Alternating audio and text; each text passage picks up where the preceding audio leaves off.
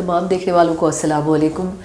آج لاہور میں ایک بڑا ہی افسوسناک واقعہ ہوا اور اس پر اگر بات نہ کی جائے تو بڑی زیادتی ہوگی۔ بڑے عرصے سے بلکہ سالوں سے ہم دیکھ رہے ہیں کہ متعدد دھماکے پاکستان میں دہشت گردی کی آڑ میں ہوتے گئے۔ سلیم صافی صاحب ہمارے ساتھ موجود ہیں۔ صافی صاحب، آج انارکلی بازار میں جو کچھ ہوا، 28 سے زیادہ لوگ زخمی ہو گئے، کچھ لوگوں کی ڈیتھس بھی ہوئی ہیں، کیا کہیں گے؟ یہ سلسلہ دوبارہ شروع ہو گیا اور آخر اس کی ذمہ داری کس نے لی ہے؟ یہ اللہ کرے کہ میرا اندازہ اور خدشہ غلط ہو، لیکن مجھے لگتا ہے کہ یہ ایک بہت بڑے گیم اور ایک بہت بڑی تباہی کی آغاز ہے۔ ایک تو یہ جو کیا ہے یہ ٹی ٹی پی نے نہیں کیا ہے، جو ٹی ٹی پی نے نہیں کیا ہے، ہاں، اس کی ذمہ داری قبول کی ہے۔ جو بلوچستان کی دو تنظیمیں اس سے پہلے مرج ہوئی تھی اور ان دونوں تنظیموں نے ایک مشترکہ الائنس بنایا ہے بینے کے نام سے، بلوچستان نیشنل آرمی کے نام سے، اور اس میں جو بلوچ ریپبلکن آرمی ہے اور یونائٹڈ بلوچ آرمی، یہ دونوں مرج ہوئے تھے اور 11 جنوری کو انہوں نے جوائنٹ سٹیٹمنٹ ریلیز کیا تھا اور اپنا ترجمان بھی انہوں نے مقرر کیا تھا کہ مرید بلوچ جو یہ ہمارا ترجمان ہوگا۔ تو یہ انہوں نے آج ذمہ داری قبول کی ہے اس کی ٹویٹر پہ۔ اچھا، میں کس لیے کہہ رہا ہوں کہ یہ ایک بہت بڑے گیم کا آغاز ہو سکتا ہے، کیونکہ یہ تو obvious ہے کہ اس وقت سی پیک اور چائنا اور امریکہ کے ایک دوسرے کے ساتھ جو کنفلکٹ ہے اس کے تناظر میں ساری نظریں بلوچستان پہ ہیں۔ بالکل۔ دوسری طرف انڈیا کی ساری نظریں بلوچستان پہ ہیں۔ تیسری طرف ہم نے وہاں کے لوگوں کے گریونسز کو رتی بر ابھی تک ایڈریس نہیں کیا۔ پہلے جام کمال کا ڈرامہ جاری رہا اور اب ہم نے ایک نیا جو ہے وہاں پہ ایک حکومت قائم کر دی ہے، جو ظاہری بات ہے کہ اس کے بھی اسی طرح عوام میں روٹس نہیں ہیں۔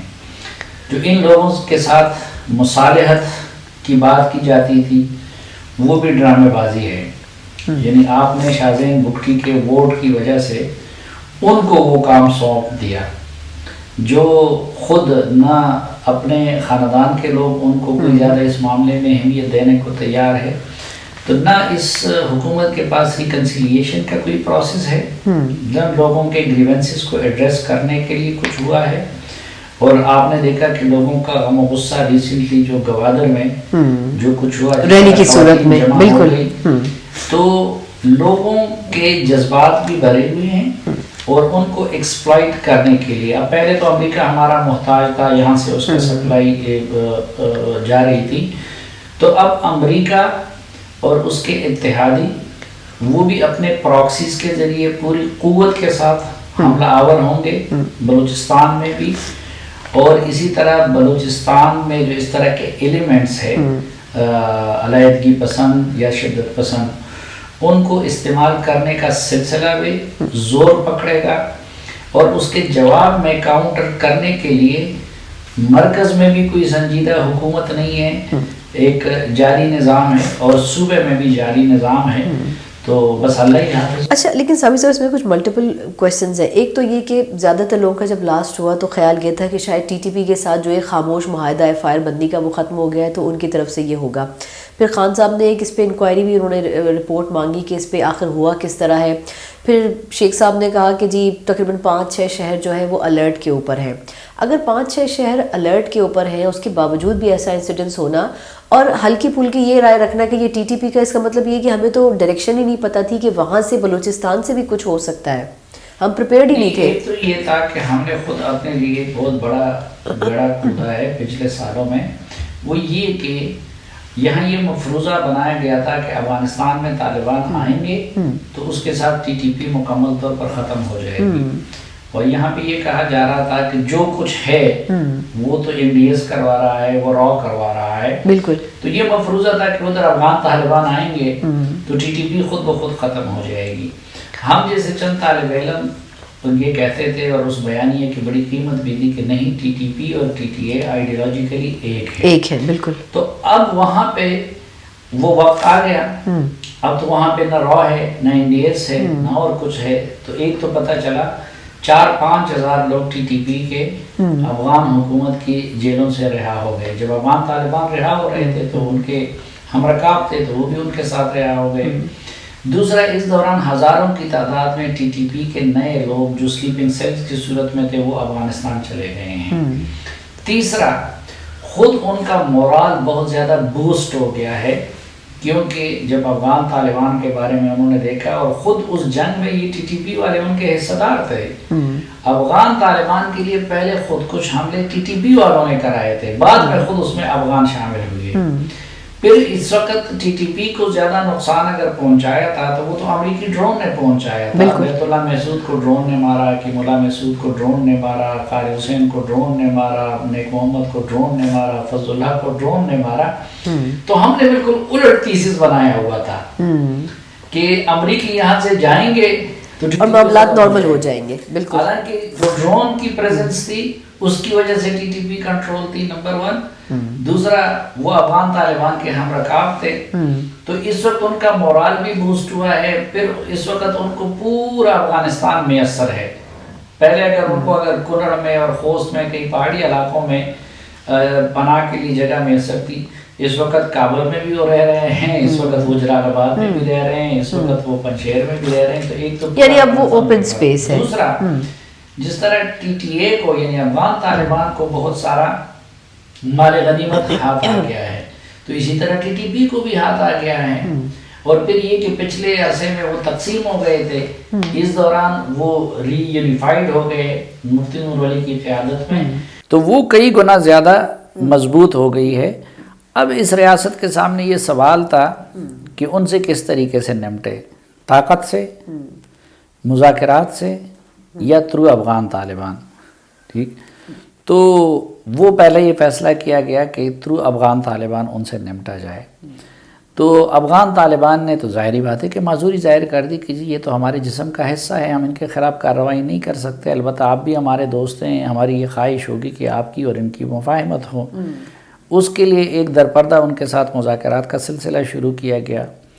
وہ درپردہ کچھ گروپوں کے ساتھ ہو رہا تھا, اس پہ عمران خان صاحب نے ڈرون حملہ کر دیا اور ٹی آر ٹی کو انٹرویو کے دوران اس کو ڈسکلوز کیا, جس کی وجہ سے افغان طالبان کے وہ لوگ بھی ایمبیرس ہو گئے جو خفیہ طور پر یہ کام کر رہے تھے. ٹی ٹی پی کے جو لیڈر کر رہے تھے وہ بھی ایمبیرس ہو گئے اور وہ پروسیس رک گیا.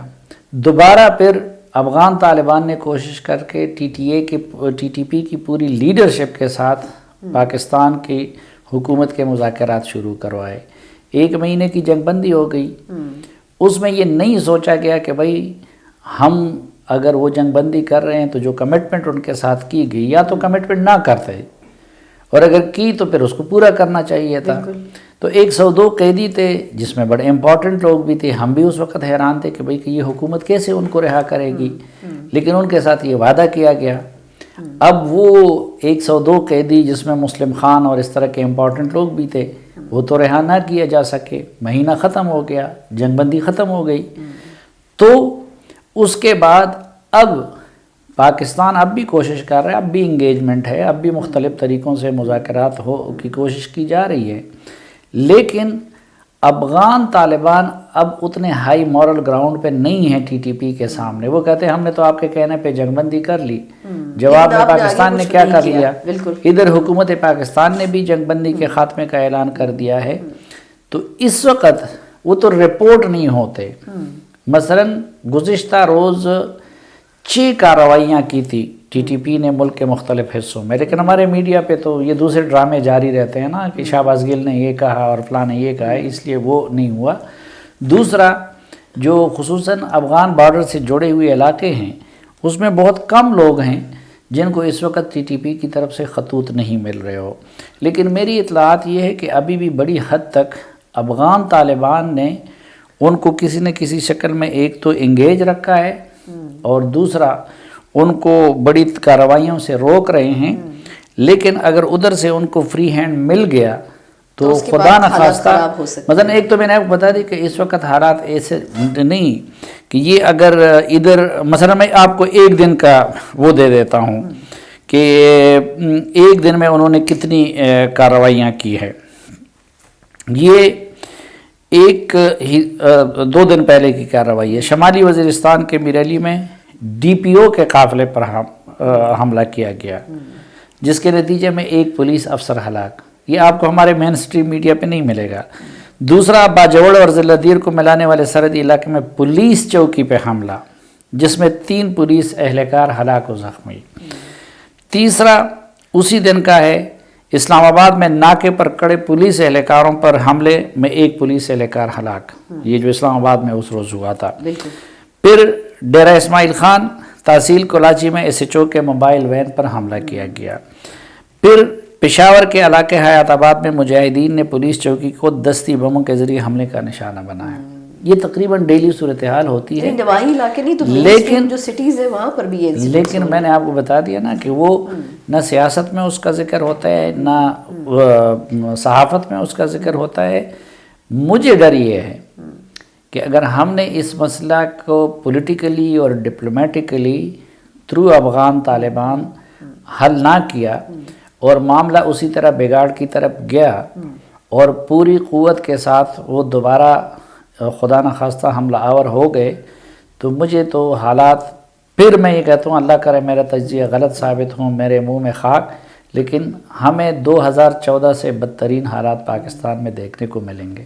اچھا، لاسٹلی صافی صاحب، کیا آپ کو لگتا ہے کہ جس طرح سے ہم ٹی ٹی پی کو آج تک ہینڈل نہیں کر سکے، یہ جس طرح آپ ابھی بلوچستان نیشنل الائنس کی بات کر رہے ہیں، کیا یہ الائنس بھی ٹی ٹی پی کے ساتھ کنیکٹ ہو سکتا ہے نا؟ کیونکہ ایجنڈا تو ان کا تقریباً ایک ہی ہوگا نا کہ پاکستان میں دہشت گردی کی کارروائیاں ہوں، تو اگر یہ آپس میں پیچ اپ کر لیتے تو آپ کو نہیں لگتا کہ حالات نہیں، اس میں جو ٹی ٹی پی اور ٹی ٹی اے کی جو سٹرگل ہے وہ خالصتاً مذہب کی بنیاد پہ ہے، اور ان لوگوں کی جو سٹرگل ہے وہ خالصتاً قوم پرستی اور نیشنلزم کی بنیاد پہ ہے، سیکولرزم کی بنیاد پہ ہے۔ درمیان میں بھی کوششیں کی گئی تھی غیر ملکی ایجنسیوں کی طرف سے کہ ان کے درمیان کوئی کوارڈینیشن پیدا کی جائے۔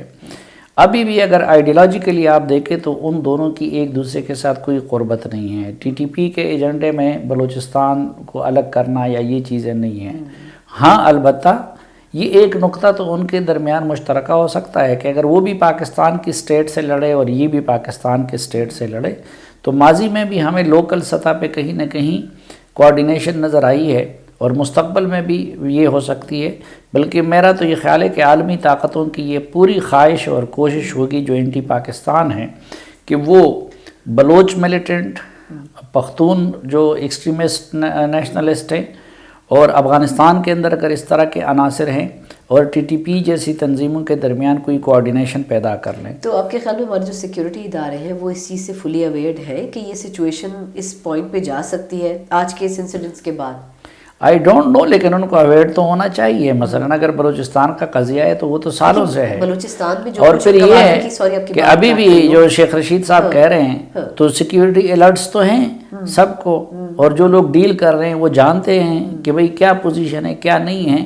اگر بلوچستان کا قضیہ بھی ہے، نہ آپ اس کا سیاسی حل نکال رہے ہیں، اور ملیٹریلی تو آپ سب کچھ حل نہیں کر سکتے، ختم نہیں کر سکتے نا، اس میں وقتاً تبدیلی آتی ہے۔ مثلا پہلے یہ خوش فہمی تھی کہ زیادہ تر بلوچ ملیٹنٹ کو سینکچوریز وہ قندھار، ہلمند ان علاقوں میں ملے ہوئے تھے، تو ہمارا خیال تھا کہ ادھر طالبان آ جائیں گے تو ادھر سے وہ نکل جائیں گے، تو چلو وہ ادھر سے نکل گئے، لیکن ان کے پاس دنیا کے اور بھی بہت سارے ممالک ان کو میسر ہے۔ اور دوسرا، جب امریکہ اور چین کی جو جنگ ہے وہ گرم ہو رہی ہے اور اس کا فرنٹ لائن جو ہے وہ یہی گوادر اور یہی بلوچستان ہے، تو ظاہری بات ہے کہ اس طرح کی قوتوں کو پھر شہ تو ملے گی عالمی سطح پہ۔ تو یہ جو الائنس ہے صافی صاحب، یہ اگر بڑے سٹیز میں جس طرح آج لاہور کو انہوں نے ٹارگٹ کیا، تو اس کا مطلب کیا سمجھا جائے کہ جس طرح سی پیک آپ نے بھی شروع میں ذکر کیا کہ فوکس ہی سی پیک کا گوادر ہے، تو کیا اس کے اوپر بڑا کویشچن مارک نہیں بنے گا ان دا فیوچر کہ چائنا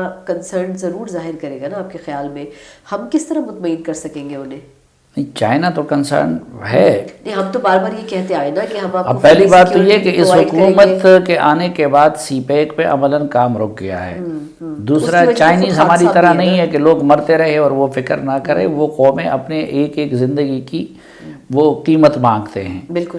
تو مثلاً اگر اس سے پہلے داسو میں ہوا تو اس کی وجہ سے بھی چینی کافی متوحش ہو گئے، اور ابھی تک وہ ایشو ہمارے ساتھ وہ ریز کر رہے ہیں۔ پھر اس سے پہلے اگر کوئٹہ میں چینی سفیر وہاں موجود تھا، کوئٹہ میں اور سرینا میں خودکش حملہ ہوا، تو یہ ساری چیزیں اسی وجہ سے تو سی پیک پہ عملاً کام رکا ہوا ہے، اور ان کی تو خواہش یہی ہے اور کوشش یہی ہے کہ پاکستان میں اتنی انارکی کرا دی جائے، اتنی بدامنی لائی جائے کہ چین کو اس سے باز رکھا جائے۔ تو چین کی اپنی جو کمٹمنٹ ہے، یا جتنا ان کے لیے سی پیک اور بی آر آئی امپورٹنٹ ہے، تو اتنے جلدی وہ پیچھے نہیں ہٹیں گے۔ لیکن ظاہری بات ہے کہ اس حوالے سے جو رسپانسبلٹی ہے حکومت کی، ہم نے حکومت مسخروں کے حوالے کی ہے، یہ تو بڑے سنجیدہ اور اسٹریٹجک مسائل ہیں، نہ ان لوگوں کو سمجھ ہے، نہ اس کی طرف توجہ ہے، نہ اس پہ بات ہو رہی ہے، ادھر تو دوسرے ڈرامے چل رہے ہیں۔ تو جتنے یہ دوسرے ڈرامے چلتے رہیں گے، اتنا چین اور پاکستان کے دشمنوں کا گیم زیادہ کامیابی سے آگے بڑھے گا۔ بہت شکریہ سلیم صافی صاحب۔ اور جس طرح آج کا یہ واقعہ ہے، یقیناً سیکیورٹی اداروں سے لے کے گورنمنٹ تک جو پرائیورٹی ہے وہ یہی ہونی چاہیے کہ سیکیورٹی سے ریلیٹڈ جو ایشوز ہیں ان کو فوری طور پر دیکھنے کی ضرورت ہے۔ مجھے اجازت دیجیے، اللہ حافظ۔